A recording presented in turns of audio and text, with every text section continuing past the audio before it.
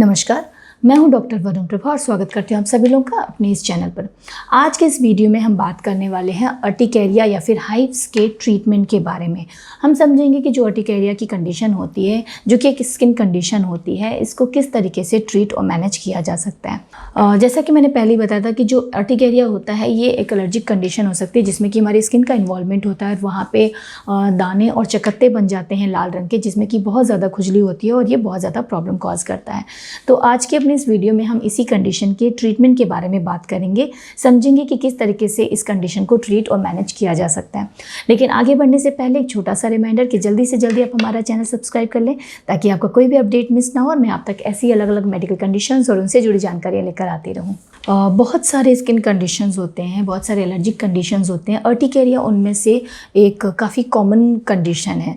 तो जब ये प्रॉब्लम होती है, इसको आप जब इसके ट्रीटमेंट के लिए आप अपने डॉक्टर के पास जाते हैं तो कई तरीके के क्वेश्चंस पूछते हैं इसके बारे में। जो आप इसकी क्लिनिकल हिस्ट्री देते हैं उससे रिलेटेड आपसे कुछ एक क्वेश्चंस पूछते हैं सो दैट इसके जो एग्जैक्ट डायग्नोसिस है उस पर आ सकें। एक्चुअली क्या होता है कि ये जो कंडीशन है अर्टिकेरिया, बेसिकली ये एक शॉर्ट स्टैंडिंग कंडीशन होती है जो कि किसी भी एलर्जी की वजह से हो सकती है और शरीर के किसी भी हिस्से पे हो सकती है।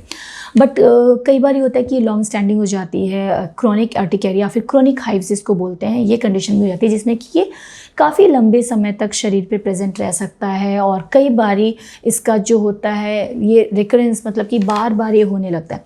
तो ये समझना बहुत ज़्यादा ज़रूरी हो जाता है कि क्या ये जो कंडीशन है ये सिंपली किसी एलर्जी की वजह से है या फिर किसी और मेडिकल कोई भी और अंडरलाइंग मेडिकल कंडीशन है जिसकी वजह से। तो अगर आपके डॉक्टर को लगता है कि जो आपकी क्रोनिक कंडीशन है अगर किसी और मेडिकल कंडीशन की वजह से, तो फर्दर इसके लिए आपकी ब्लड टेस्ट या फिर कुछ एक स्पेसिफिक एग्जामिनेशंस या फिर इन्वेस्टिगेशंस की ज़रूरत पड़ सकती है, जो कि आपके डॉक्टर आपके जो हिस्ट्री है आपका जिस तरीके से आप बताएंगे उसके हिसाब से डिसाइड करते हैं। और अदरवाइज़ अगर ये नॉर्मल एलर्जिक कंडीशन है तो उसके हिसाब से ही आपको दवाइयाँ दी जाती हैं। तो इसके लिए आपके डॉक्टर आपको कुछ एक क्वेश्चन, जैसे कि आपकी जो डेली एक्टिविटीज़ होती हैं इसमें क्या क्या इंक्लूडेड है, लाइक क्या आप उसमें एक्सरसाइज भी करते हैं, आप कितनी देर तक आपके डेली रूटीन में टेम्परेचर चेंजेस कितने ज़्यादा हो रहे हैं, आप डायरेक्ट सन में कितनी बार जाते हैं, कवर आप उसको कवरेज देते हैं यानी सनस्क्रीन यूज़ करते हैं या नहीं, या फिर आप कोई सप्लीमेंट्स लेते हैं, कोई हर्बल प्रोडक्ट्स ही क्यों ना लेते हो, अगर ऐसी कोई चीज़ है, ऐसा कुछ आपको पता है जिसको लेने के बाद ऐसी कंडीशन एग्रीवेट कर जाती है, वो चाहे कोई सप्लीमेंट हो सकता है, कोई हर्बल प्रोडक्ट हो सकता है, कोई स्पेसिफिक फूड प्रोडक्ट हो सकता है, कोई कॉस्मेटिक प्रोडक्ट या फिर कुछ भी ऐसी चीज़ हो सकती है कि आपको अगर फील होता है कि इस चीज़ के इस्तेमाल के बाद हमारी ये कंडीशन अग्रवेट कर जा रही है, तो उसके बारे में भी आपके डॉक्टर आपसे पूछते हैं। तो अगर ऐसा कुछ भी होता है तो अपने आप को एक डायरी मेंटेन करना चाहिए अगर आपको ऐसे कोई भी प्रॉब्लम हो रही है, ताकि आपको याद रहे और आप अपने डॉक्टर को एग्जैक्ट इसके बारे में डिटेल दे सकें।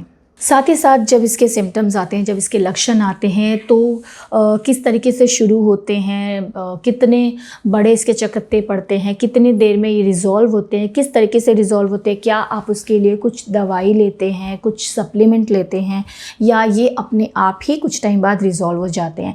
साथ ही साथ क्या जो ये चकत्ते और खुजली हो रहे हैं उसके साथ में क्या कहीं पे कोई स्वेलिंग और पेनफुल कोई एरिया भी होता है या नहीं। तो ये कुछ एक बेसिक क्वेश्चंस है जो इस कंडीशन में आपके डॉक्टर आपसे पूछ सकते हैं। तो अगर ऐसी कोई भी कंडीशन आपके साथ होती है तो आई एडवाइस कि आप एक डायरी मेंटेन करें सो दैट आपको उससे रिलेटेड डिटेल्स याद रहें, ताकि आपके ट्रीटमेंट और इस कंडीशन के मैनेजमेंट में आसानी हो। अब अगर हम इसके ट्रीटमेंट एंड मैनेजमेंट की बात करें तो जब आपके डॉक्टर आपसे ये क्वेश्चंस पूछ लेते हैं, उनको कंफर्म हो जाता है कि किस कारण ये प्रॉब्लम आपकी हो सकती है, तो उसके हिसाब से कुछ एक दवाइयाँ होती हैं। जो कॉमन दवाइयाँ हैं वो drowsy and non drowsy formulation पे कुछ एक एंटी हिस्टामिनिक्स होते हैं। मोस्ट कॉमन जो यूज़ किया जाता है सिट्रिजिन है, उसके अलावा और भी कई सारे इसके से रिलेटेड और भी दवाइयाँ हैं, वो आपके डॉक्टर आपको आपकी कंडीशन एंड सिवियरिटी के हिसाब से एडवाइस करते हैं कौन सा फॉर्मुलेशन देना है, ड्राउजी फॉर्मुलेशन, नॉन ड्राउजी।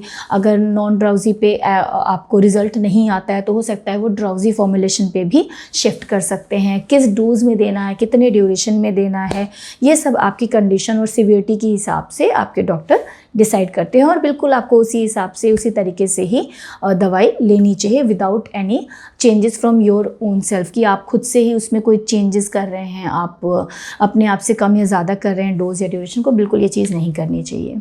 उसके अलावा जो आपकी दवाइयाँ होती हैं जो इसके लिए ट्रीटमेंट दिया जाता है, उसमें मैंने जैसा कि बताया एंटी हिस्टामिनिक से एंटी इन्फ्लेमेटरी ड्रग्स भी दी जा सकती हैं। उसके अलावा कई बार एंटी डिप्रेसेंट या फिर इस तरीके की दवाइयाँ को भी इंक्लूड किया जाता है। साथ ही साथ कई बार इम्यूनो सप्रेसर दवाइयाँ भी दी जाती हैं इसके लिए।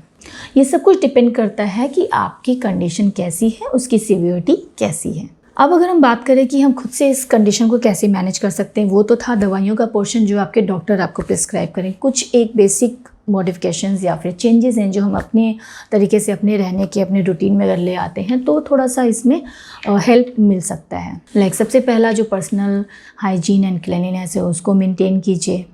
लूज़ कपड़े पहने जो कि एयरी हों, बहुत ज़्यादा टाइट क्लोथिंग और ऐसे चीज़ों को अवॉइड करना चाहिए।